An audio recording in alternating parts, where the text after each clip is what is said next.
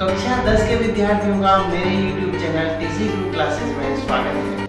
Video प्रारंभ करने से पहले आप सभी से अनुरोध है चैनल को सब्सक्राइब करें और बेल आइकन अवश्य दबाएं, जिससे आने वाली वीडियो की लिंक आपको प्राप्त होते रहे। कक्षा 10 प्रश्नावली 6.5 प्रश्न संख्या 3। दी गई आकृति में ABD एक समकोण त्रिभुज है जिसका कोण A समकोण है। ये ABD त्रिभुज दिया हुआ है जिसका कोण A समकोण है और AC लंब BD शीर्ष A से AC लंब डाला हुआ है किस भुजा पर? कर्ण पर। BD कर्ण पर लंब डाला हुआ। हमें सिद्ध करना है AB स्क्वायर बराबर BC into BD, AD square equal to BD into CD और AC square equal to BC into DC। ये सब समरूपता के आधार पर सिद्ध करने हमें। यहाँ देखिए इस ABD त्रिभुज के अंदर दो त्रिभुज और बने हैं। कौन कौन से? एक बना है ACB और एक बना है ACB। तीन त्रिभुज बने हैं, अर्थात यहाँ पर तीनों त्रिभुज एक मूल त्रिभुज और ये इधर वाला त्रिभुज, इधर वाला त्रिभुज, ये त्रिभुज आपस में किस प्रकार समरूप हैं ये देखना हमें। पहले भाग में देखिए, पहले भाग में हमें ज्ञात करना है AB स्क्वायर बराबर BC into BD, BC into BD। अब यहाँ पर हम इसको ऐसे भी लिख सकते हैं AB इंटू AB बराबर BC इंटू BD। यहाँ ध्यान दीजिए AB इंटू AB स्क्वायर बराबर BC इंटू BD। अब देखिए हम ऐसे दो त्रिभुजों को ढूंढेंगे जिसमें AB भुजा एक में भी, पहले में भी AB भुजा है और दूसरे में भी AB भुजा है। देखिए ABC त्रिभुज में AB भुजा है और मूल त्रिभुज ABD में भी AB भुजा है। तो हम लेते हैं त्रिभुज ABC और मूल त्रिभुज ABD में। आप समझ रहे हैं ना कौन सा है? एक तो है ABC त्रिभुज इधर वाला छोटा और एक बड़ा वाला त्रिभुज अर्थात ABD। देखिए इन दोनों को हम समरूप सिद्ध करते हैं।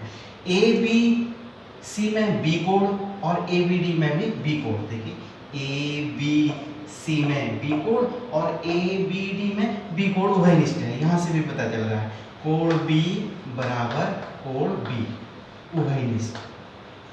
इसको हम उभयनिष्ठ लिखेंगे। और देखिए ABC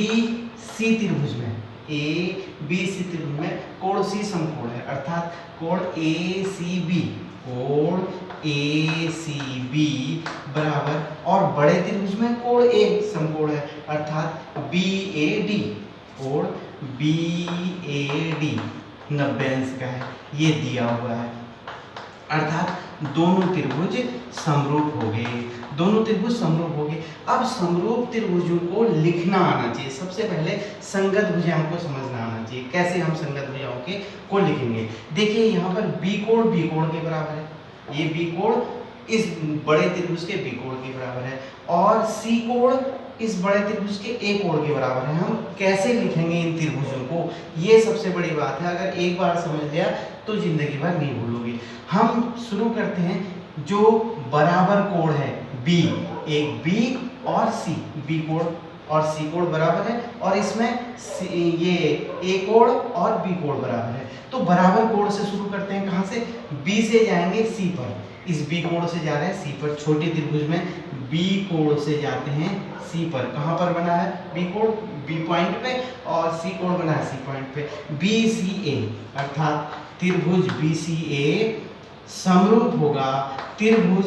अब देखिए B कोण दोनों का बराबर है। अब 90 अंश, फिर B के बाद हम कहाँ गए? C पर जो 90 अंश का था, और B के बाद कहाँ जाएंगे?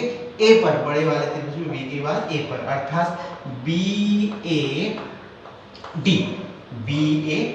ये दोनों त्रिभुज समरूप होंगे। अब देखिए समरूप त्रिभुजों की संगत। अब आप इसको एक बार फिर से समझ लीजिए, हम कैसे समरूप त्रिभुजों को पहचानेंगे। जो बराबर कोण हैं, कौन सा? B और दूसरा कौन सा? 90 अंश। एक B वाला दोनों त्रिभुजों का है अर्थात बड़े वाले का भी, और 90 अंश C में है और 90 अंश A में है। अर्थात हम ऐसे कोणों की वाली लाइन को ढूंढेंगे जो बराबर है। अर्थात इसके लिए एक आप याद कर सकते हो, उसी गली में पानी है जहां एक जैसे मोड़ हैं रेखा वही उठानी है जहां एक जैसे कोण है, अर्थात उसी रेखा को उठाना है जहां एक जैसे कोण है। हमने कौन सी रेखा उठाई इसमें?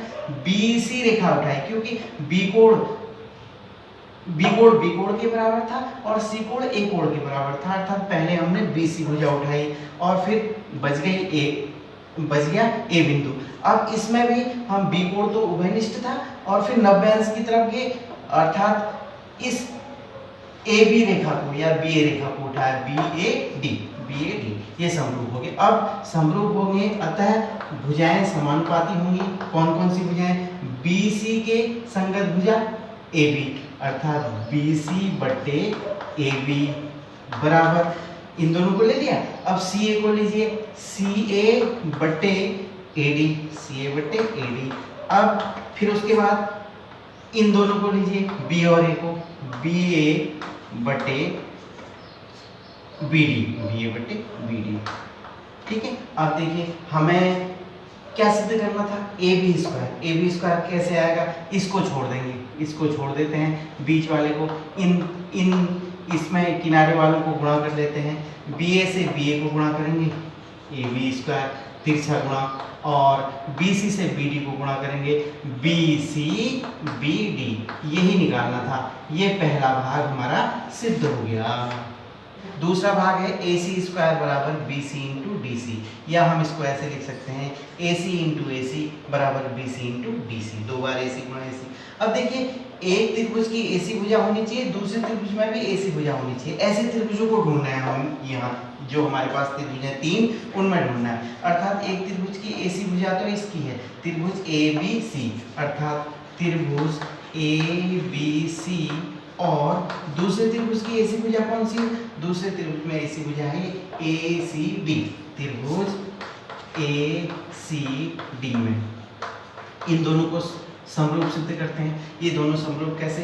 एक कोण तो 90 अंश है, अब दूसरा कोण कौन सा बराबर है? इसके लिए हम क्या करते हैं, इसको कोण नंबर 1 लिख देते हैं, इसको कोण नंबर 2, इसको कोण नंबर 3। अब देखिए कोण 1 धन कोण 2, कोण 1 और कोण 2 का मान कितना होगा? इसमें कोण 1 धन कोण 2 और 90, ये तीसरा 90 अंश है, तो 180 में से 90 घटाया तो इन दोनों का योग भी कितना आएगा? 90 अंश। कोण 1 धन कोण 2 बराबर 90 अंश। और आपको ये मालूम है बिंदु A पर कितने अंश का कोण बन रहा है? बिंदु A पर 90 अंश का कोण, अर्थात कोण 2 धन कोण 3, कोण 2 धन कोण 3 बराबर कितना है? 90 अंश। अब देखिए एक कोण 1 धन कोण 2 बराबर 90 अंश, कोण 2 धन कोण 3 बराबर 90 अंश, अर्थात कोण 1 धन कोण 2 बराबर हो जाएगा कोण 2 धन कोण 3। दोनों ये लेफ्ट हैंड साइड बराबर है तो राइट हैंड साइड भी बराबर होगा। कोण 2 से कोण 2 कट गया, इसका मतलब कोण 1 बराबर कोण 3। अब दोनों त्रिभुजों में देखिए इस त्रिभुज का एक कोण, इस त्रिभुज का 3 कोण बराबर हो गया। और दूसरा कोण कौन सा बराबर है? कोण C, अर्थात कोण ACB बराबर कोण ACD, ये 90 अंश दिया है, अर्थात दोनों त्रिभुज समरूप हो गए। अब इनको कैसे लिखना है? देखो कोण 1 बराबर कोण 3, कोण 1 और 3 बराबर है, और दूसरा कौन सा? 90 अंश का बराबर है, अर्थात एक कोण से 90 अंश की तरफ जाएंगे, उसी भुजा को उठाना है जहां बराबर कोण है, अर्थात 1 और 90। 1 और 90 वाली कौन सी होगी? BC, और तीसरी भुजा A, तीसरा बिंदु A, त्रिभुज BCA समरूप त्रिभुज। अब देखिए 3 कोण और 90 अंश वाली, कोण 3 वाली और 90 अंश, जैसे कोण 1 किसके बराबर था? कोण 3 के बराबर था ना। दूसरा कोण कौन सा? 90 अंश, अर्थात कोण 3 और 90 अंश वाली कहां से जाएंगे? बिंदु A से D तक, A से C तक, अर्थात ACD ये समरूप होंगे। अतः इनकी संगत भुजाएं देख लीजिए, BC बट्टे इसकी BC, इसकी AC, BC बट्टे AC बराबर, अब यहाँ पर बच गई CA बट्टे यहाँ पर बच गई CD, और तीसरी क्या बच गई? BA बट्टे इसकी AD। अतः अब देखिए हमें इन दोनों से ही काम चल जाएगा, इसकी जरूरत नहीं है, तो यहाँ पर तिरछा गुणा कर देते हैं। अतः इन दोनों को सी ए से सी ए को गुणा करेंगे अर्थात ए सी स्क्वायर। अब बी सी को सी डी से गुणा करेंगे B C into C D. यही दूसरा भाग हमें सिद्ध करना था, ए सी स्क्वायर बराबर B C into D C या D C into C D. तीसरे भाग में आते हैं। तीसरा भाग है ए डी स्क्वायर बराबर B D into C D. ये हमें प्रूव करना है अर्थात ए डी स्क्वायर को हम लिख सकते हैं ए डी गुणा ए डी बराबर B D into C D. अब देखिए हमें ऐसे त्रिभुज देने हैं जिसमें ए डी भुजा हो, अर्थात ऐसा त्रिभुज कौन सा है, ए डी सी। एक तो लेते हैं त्रिभुज ए डी सी और दूसरा त्रिभुज, दूसरे में ए डी भुजा कहाँ है, इसमें तो ए डी भुजा है नहीं, ये मूल त्रिभुज में अर्थात ए बी डी और त्रिभुज ए बी डी में, इसमें इन दोनों को हम समरूप सिद्ध कर देते हैं। देखिए ए डी सी त्रिभुज का डी कोण, एडीसी त्रिभुज का डी कोण यहाँ पर देखिए ये डी और यहाँ पर भी डी है, इसका डी कोण और मूल त्रिभुज में भी डी कोण है, डी कोण हो गया उभयनिष्ठ, ये दोनों में है।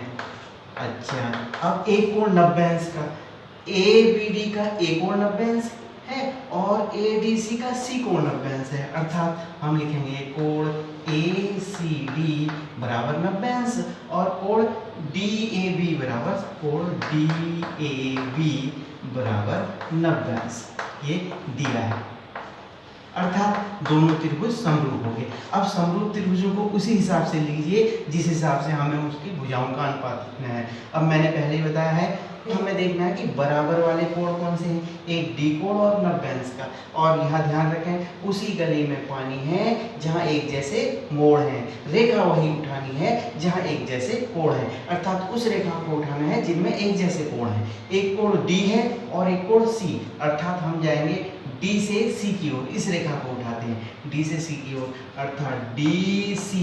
तीसरा क्या बचा, ए, त्रिभुज डी सी ए समरूप त्रिभुज। अब बड़े वाले त्रिभुज में डी कोण बराबर था, उससे कहाँ की तरफ गए, 90 अंश की तरफ गए ना पहले वाले में, इससे भी 90 अंश की तरफ जाएंगे, डी ए बी, ये अच्छी तरह आ जाना चाहिए, डी ए बी, ये दोनों समरूप होंगे। अतः इनकी भुजाएं, इनकी संगत भुजाएं कौन सी होगी, डी सी की संगत भुजा डी ए या ए डी कह दो बराबर, फिर बच गई सी ए बट्टे ए बी और तीसरी भुजा बच गई, फिर यहाँ से यहाँ जाएंगे ए डी बट्टे यहाँ से यहाँ जाएंगे डी बी। हमें क्या निकालना था, A D into A D निकालना था ना, A D into A D किससे आएगा, पहले और तीसरे से, इन दोनों को छोड़ देंगे और यहाँ पर क्रॉस मल्टीप्लाई कर देंगे, ए डी से ए डी को मल्टीप्लाई किया, अतः हम लिखेंगे A D into A D square, A D into A D square और बी डी डी सी बराबर बी डी और डी सी। यही हमें बी डी डी सी कहो या बी डी डी सी कहो या बी डी सी डी कहो, एक ही बात हुई। तो यही निकालना था, ए सी स्क्वायर बराबर B C into D C. ये तीसरा भाग सिद्ध हो गया। वीडियो को ध्यान से देखने का आभार। अपने सुझाव कमेंट बॉक्स में अवश्य दीजिएगा।